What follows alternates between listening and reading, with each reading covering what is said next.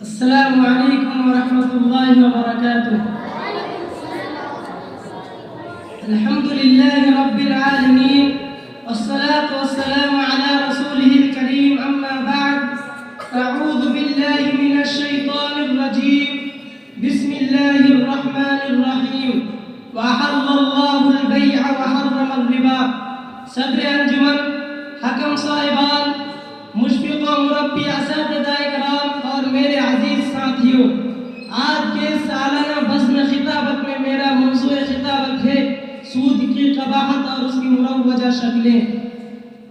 حضرات، سود کو عربی زبان میں ربا کہتے ہیں، جس کا لغوی معنی ہے زیادتی اور بڑھوتری کے، اور شرعی اصطلاح میں ربا کہتے ہیں کہ کسی کو اس شرط کے ساتھ رقم ادھار دینا کہ واپسی کے وقت وہ کچھ رقم زیادہ لے گا۔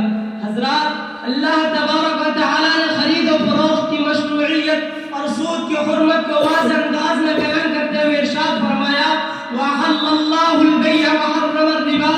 اس سود اس قدر خطرناک ہے کہ قرآن نے اس کی مذمت کے لیے جو لفظ استعمال کیا ہے دیگر بڑے گناہ کے لیے استعمال نہیں کیا۔ فرمایا، یا ایھا الذین آمنوا اتقوا اللہ وذروا ما بقی من الربا ان کنتم مؤمنین فإن لم تفعلوا فأذنوا بحرب من اللہ ورسولہ۔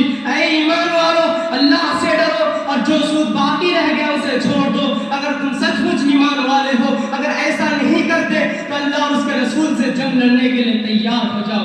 معلوم ہوا کہ سودی لین دین کرنے والوں کے لیے اللہ اور اس کے رسول کی طرف سے یہ اعلان جنگ ہے اور ایسی سخت وعید ہے جو کسی بڑے گناہ کے ارتکاب پر نہیں۔ اس آیت کریمہ کی بنا پر ترجمان القرآن حضرت عبداللہ بن عباس رضی اللہ عنہما کا قول ہے کہ جو شخص اسلامی مملکت میں سود چھوڑنے پر تیار نہ ہو تو خلیفہ وقت کی ذمہ داری ہے کہ اسے توبہ کرائے، اگر وہ پھر بھی باز نہ آئے تو اس کی گردن اڑا دے۔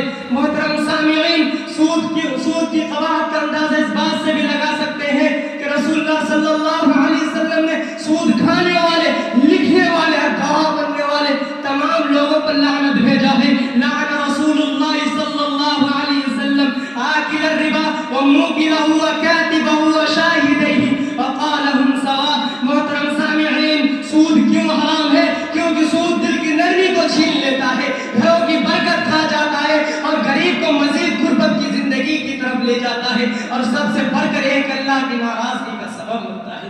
محترم سامعین، سود کی قباحت کو جان لینے کے بعد اب ہماری ایمانی ضرورت ہے کہ ہم ان کی مروجہ شکلوں کو پہچانیں اور ان سے اپنی دامن کو محفوظ رکھیں۔ نمبر 1، فائننس کروانا۔ اگر آپ کسی بھی بینک سے یا کمپنی سے لون لیتے ہیں، جیسے home loan, education loan, business loan, تو سود کی مروجہ شکلیں ہیں، تو آپ کو اس سے بچنا چاہیے۔ نمبر 2، EMI پر کوئی سامان لینا، یعنی ماہانہ قسط اور ادائیگی پر چیزوں کو خریدنا۔